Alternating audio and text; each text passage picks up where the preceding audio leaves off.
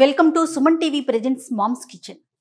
దేవీ నవరాత్రుల సందర్భంగా అమ్మవారి నైవేద్యాల్ని రోజుకొక నైవేద్యం చేసి మేమంతా చూపిస్తున్నాం, నేను రమగారు కలిసి. మరి ఈ రోజు నైవేద్యం ఏంటో ఒకసారి చూద్దాం. రమగారు, ఈ రోజు ఏం నైవేద్యం చూపిద్దామండి? వాళ్ళ పులిహోర చేద్దాం జయ. ఓకే. అమ్మవారిని హరిద్ర అన్నైకరసిక అని చెప్తారు. అంటే పసుపచ్చటి అన్నం మీద ఇష్టం కలిగిన తల్లి. ఆవిడకి ఏ పసుపు రంగు అన్నమైనా పెట్టచ్చు. మన పసుపు రంగు అంటే మనం పులిహోర చేస్తాం కదా. అన్నం ఒక గ్లాసు కొంచెం పొడి పొడిగా అయ్యేలాగా 1-2 కంటే కొంచెం తక్కువ నీళ్ళు పోసి కాస్త నూనె వేసి వండేసి పక్కన పెట్టుకుందాం. అది చల్లారేసరికి మనం ఎరగమాత పెట్టుకోవచ్చు అనమాట. సో బియ్యం పెట్టేస్తాను, ముందు కుక్కర్ పెట్టేస్తున్నాను. ఓకే రమగారు, అన్నం అయిపోయింది కదా, ఇది పక్కన పెట్టేసుకొని మిగతాది మనం తిరగమాత పెట్టుకుందామా. ఈ లోపల మనం ఈ పులిహోర అంటే చింతపండు పులిహోర చేయొచ్చు, నిమ్మకాయ పులిహోర చేయొచ్చు, దెబ్బకాయ, మామిడికాయ, ఉసిరికాయ పులిహోర కూడా చేయొచ్చు. అయితే ఏదైనా పర్వాలా, పసుపు రంగు అన్నాం కదా, మనం ఇవాళ మాత్రం చింతపండు పులిహోర చేసుకుంటాం. అలానేనండి. ఓ మూకుడు విశాలంగా, తర్వాత అందులోకి మనకి సరిపడా నూనె. ఒక గ్లాసే కదా మనం చేయబోతోంది. అవును, ఈ మాత్రం నూనె వేస్తే సరిపోతుంది. తాలింపు వేసుకుందామా ముందుగా? తాలింపు వేద్దాం. కొంచెం నూనె వెచ్చపడి నీవు. మామూలుగా మనం ఎక్కువ పులిహోర చేసుకునేటప్పుడు పల్లీలు విడిగా వేయించి తోకంతా చక్కగా చెరిగేసుకుని పక్కన మనం వేసుకోవచ్చు. కాకపోతే ఇప్పుడు మనం ఏం చేస్తాం, పండక్కి బ్రీఫ్ గా గబగబా ప్రసాదం అయిపోవాలి కదా. అందుకని తాలింపులోని అన్ని వరుసగా వేసేసి చింతపండు కూడా అందులోనే వేసేసి అది పులుసు రెడీ చేసుకోవటం, అన్నంలో కలిపేసుకోవటం. మొత్తం కలిపి హార్లీ అన్నం వండటం ఒక 10 నిమిషాలు, తిరగమాత ఒక 10 నిమిషాలు అంతే. ఇది ఉండగానే అది కూడా చేసి పక్కన పెట్టుకోవచ్చు. చల్లారాక కలిపేసుకోవచ్చు కూడా. 10 minutes లో అయిపోవాలి. చాలా త్వరగా అయిపోతుంది. కొంచెం నూనె వేడెక్కనిచ్చి. అసలు పండుగ సందర్భం అంటేనే రకరకాల పనులు, కార్యక్రమాలు ఉంటాయి కదండి. అంటే అమ్మవారి అలంకరణ అవి ఉంటాయి, మనం తాంబూలాలు, 2-3 ప్రసాదాలు, మామూలు వంట, ప్రతిరోజు దేవుని రూమ్ మనం శుభ్రం చేసుకోవటం, ఇవన్నీ ఉంటాయి కదా. ఇట్లా కొంచెం త్వరగా చేసుకోగలిగితే ఎక్కువ నైవేద్యాలు పెట్టుకొని తృప్తిగా అమ్మ ముందు కూర్చోగలుగుతాం మనం. అదే, ఎక్కువ నైవేద్యం కాదు, ఒక నైవేద్యం చేసినా మనం పూజ చేసుకోవడానికి వీలుగా కావాలి కదా. అవునవును. అందుకని కొంచెం స్పీడ్ గా అయ్యే విధానంలో అన్ని చేసుకోగలుగుతామండి, టైం ఉందంటే. అంతే. దీనికి ఏం చేయొచ్చు అంటే, ముందే చింతపండు నానబెట్టి 1 గ్లాస్ బియ్యం, ఆ మాత్రం గ్లాస్ అనుకోండి, దానికి 1 నిమ్మకాయ అంత చింతపండు సరిపోతుంది. దాన్ని వేడి నీళ్ళు పోసి పక్కన పెడితే శుభ్రంగా మెత్తగా అయిపోతుంది. పిసికేసి రసం తీసి పక్కన పెట్టుకోవాలి. మనం పులిహోర చేసేటప్పుడు మొదలు పెట్టకూడదు, అవన్నీ ముందు ప్లాన్ చేసుకోవటమే. ఇదిగో నూనె కొంచెం కాగింది. మామూలుగా 2 మెంతి గింజలు వేస్తాము, ఈ రోజు వేయట్లేదు. ఈ అమ్మవారి పులిహోర నైవేద్యాల్లో చేదు లేకుండా చేయాలని మీరు మెంతి గింజలు మాత్రం ఇవాళ వేయట్లేదు, మనం మామూలుగా వేసుకుంటాం. ఓకే, సరే. పల్లీలు దాంతోపాటే వేగిపోతాయి అన్నీ ఒకేసారి. కొంచెం మూకుడు మంది పెద్దదే కదా. పచ్చిశనగపప్పు, తర్వాత మినప్పప్పు, వీటితో పాటే మన ఆవాలు కొంచెం సన్నావాలు కాబట్టి కాస్త మెల్లిగా వేసుకుందాము. ఎందుకంటే ఆవాలు టప అని మొత్తం పైకి వచ్చేస్తాయి. అవునవును.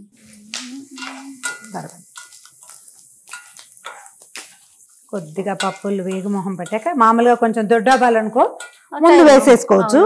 ఇవి సన్నావాలు కాబట్టి కొంచెం లేట్గా. ఓకే, దీంతో పాటు మనం వేయాల్సింది ఏంటి, 3 ఎండుమిర్చి, తర్వాత పచ్చిమిర్చి 2 చీలికలు చేసి పెట్టుకుందాము.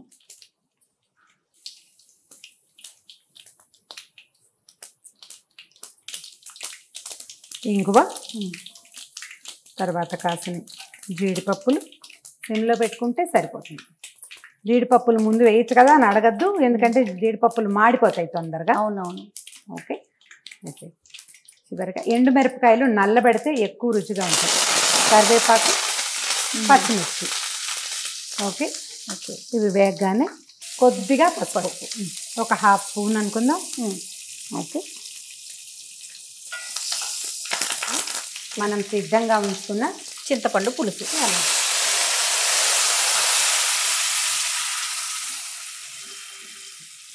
ఓకే, ఇప్పుడు ఈ చింతపండు పులుసు మనం ముందే వేసేసాం కదా. ఈ పులుసు మగ్గిపోతే ఏమవుతుందంటే ఆయిల్ పైకి వచ్చేస్తుంది. మనం ఆల్రెడీ వేసిన నూనె కనపడుతుంది చూడు. అవునవును. చింతపండు పులుసుని కొంచెం చిక్కగానే తీసి పెట్టేసుకోవాలి. ఒక్కసారి దీన్ని కదుపుదాం. ఇప్పుడు ఇందులో పసుపు వేసాం కదా, అన్నంలో పసుపు వేసినా వేకపోయినా సరిపోతుంది, సమంగా కలిసిపోతుంది. దీనికి సరిపడా ఉప్పు వేసుకోవటము, ఆ తర్వాత కొంచెం చిన్న బెల్లం వేసుకుంటే బాగుంటుంది. చింతపండు పులిహోరలో ఎక్కువ వేయద్దు, చాలా కొంచెం. చింతపండులో ఒక రకమైన వాసన చేసే గుణం ఉంటుంది, దాన్ని సబ్సైడ్ చేయడానికి. తర్వాత ఏమో అందులో ఉన్న కాస్త ఎంతో కొంత మనకి ఐరన్ లాంటిది ఒంటికి పట్టడానికి సరిపోతుంది. చింతపండు బెల్లం వేసుకోవాలని వేసుకోవాలి. ఉప్పు వేసుకుందాం కొద్దిగా, ఇది కాగానే ఇది దగ్గరకు వచ్చేసాక వేసుకుందాం సరిపడా ఉప్పు. మూకుడు పెద్దది పెట్టుకుంటే ఏంటంటే తొందరగా అయిపోతుంది, 10 నిమిషాలు అంతే. 1 స్పూన్ ఉప్పు పడుతుంది, ఇంకా కొంచెం వేయచ్చు, కొద్దిగా అంతా పట్టదు, కొంచెం చాలు సరిపోతుంది. ఇవన్నీ కూడా వీటికి కొలతలు ఏమి ఉండవు జయ, అందాజుగా చేయటమే అంతే. 1 స్పూన్ ఉప్పు అంతే. ఓ నిమ్మకాయ ఎంత అంటే అది చిన్న నిమ్మకాయ పెద్ద నిమ్మకాయ అలాంటి పడకూడదు, ఏదో ఒక నిమ్మకాయ. ఓసారి చెడింది అనుకో సైజు కరెక్ట్ గా తెలుస్తుంది, అప్పుడు ఏ నిమ్మకాయ సైజు అనేది మనకు అర్థం అవుతుంది. మెల్లిగా నూనె వచ్చేస్తుంది చూడండి. అవునండి. ఆయిల్ మరి కాస్త పైకి వచ్చేదాకా చేసుకుంటే బాగుంటుంది, సరిపోతుంది. పులిహోర పోపు కొంచెం ఎప్పుడు ముదురు వేపే ఉండాలి, లేత వేపు తెల్లగా తీసుకుంటే అది ఏమవుతుందంటే లైట్ గా కనపడుతుంది, అందంగా కనిపించదు అనమాట వస్తువు. ఇది చూడు, మనం చింతపండు విడిగా ఉడకబెడతాం మామూలుగా.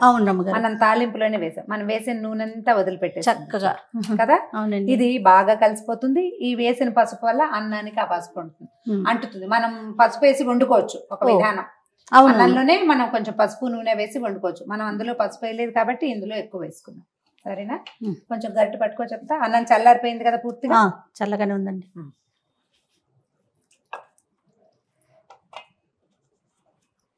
ఒకసారి ఉప్పు అవి చూసుకుని కలుపుకోవచ్చు.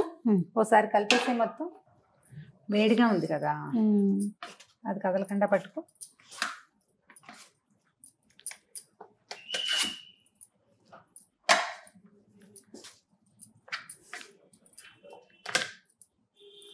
నీకు ఇట్లా ఒక్క క్షణం నూనె ఉన్నట్టుగా కనిపిస్తుంది, ఏముండదు. తర్వాత కాసేపటికి అన్నంలో నూనెని లాగేస్తుంది. ఇప్పుడు వండిన అన్నమే కదా, మన నూనెని లాగేస్తుంది. మీ పులిహోరలో నూనె రుచి, నూనె వేయటం వల్ల నిలవ ఉంటుంది. ఇప్పుడు ఇవాళ చేసిన పులిహోర రేపు పొద్దుటి కూడా బాగుంటుంది, రుచిగా ఉంటుంది అందులో వేసిన నూనె వల్ల. అవునండి. చూడు ఇందాక అట్లాగా లేదు చూసావా? ఇప్పుడు కాసేపట్లో మొత్తం అరగంట అయ్యేసరికి ఈ మొత్తం నూనెని ఇది లాగేస్తుంది. మామూలుగా ఏం చేస్తారంటే పులిహోర చేతితో కలపాలని ఒక నియమం చేయాలి. చేతితోటి కలుపుకోవాలి. అది ఎట్లా అంటే పులిహోర మనకి ఇట్లా ముద్ద చేసామనుకో, ముద్దగా అయితే కరెక్ట్ పాళంలో ఉన్నట్టు, అది తర్వాత మెల్లిగా డ్రై అయిపోతుంది. ముద్దగానే అవ్వాలి మొదట. అయిపోయింది పులిహోర రెడీ. మనం వేసిన జీడిపప్పులు, ఈ పప్పులు, పల్లీలు అన్ని చక్కగా కనిపిస్తున్నాయి చూడు. తాలింపు వేసినప్పుడు నీకు ముదురుగా తోచిన పోపు ఇప్పుడు చూడు దీని మీద అందంగా కనిపిస్తుంది. పసుపు కలర్ కూడా కరెక్ట్ గా ఉందండి. తయారైపోయింది జయ పులిహోర. ఇప్పుడు ఇది చింతపండు చేసాం మనం, కాకపోతే మనం నిమ్మకాయ అయినా తాలింపు వేసుకోవటం, నిమ్మరసం పిండి వేసుకోవటం. తాలింపు వేసి దబ్బరకాయ రసం, చింతకాయతో చేసేటట్టయితే చింతకాయ కొంచెం దంచి అది ఇందులో డ్రై పచ్చిదే కలిపేసుకోవటం. ఉప్పు సరిపోయిందో లేదో చూడం మనం, ఎందుకంటే ఇది నైవేద్యం కాబట్టి. అమ్మవారికి పసుపు పచ్చటి ఆహారం ఇష్టం కాబట్టి తప్పకుండా మొదటి రోజు నుంచి చివరి రోజు దాకా 9 రోజులు కూడా పెట్టచ్చు. తొలి రోజు నుంచి మనం వీలుని బట్టి, ఏ రోజు కుదరకపోతే ఆ రోజు మానేసినా కూడా పులిహోర ఒక తప్పనిసరి నైవేద్యంగా కూడా చేస్తారు చాలా చోట్ల. ప్రత్యేకంగా 2 రోజులు చెప్తాం కదా, ఆ తప్పనిసరి 2 రోజుల్లో తప్పకుండా చేసుకోవాలి. ప్రతిరోజు మనం అమ్మవారికి నైవేద్యాలు పెట్టుకుంటున్నాం కదా రమ్మగారు, అలానే ఈ రోజు కూడా అమ్మవారి ముందు ఈ నైవేద్యం పెట్టుకుని ఆ తల్లిని చక్కగా చూడమ్మని వేడుకుంటూ ఒక నమస్కారం పెట్టుకుంటే మళ్ళీ రేపటి నైవేద్యం ఏమిటో ఆలోచిద్దాం. ఓకే రమ్మగారు. ఓకే జయ.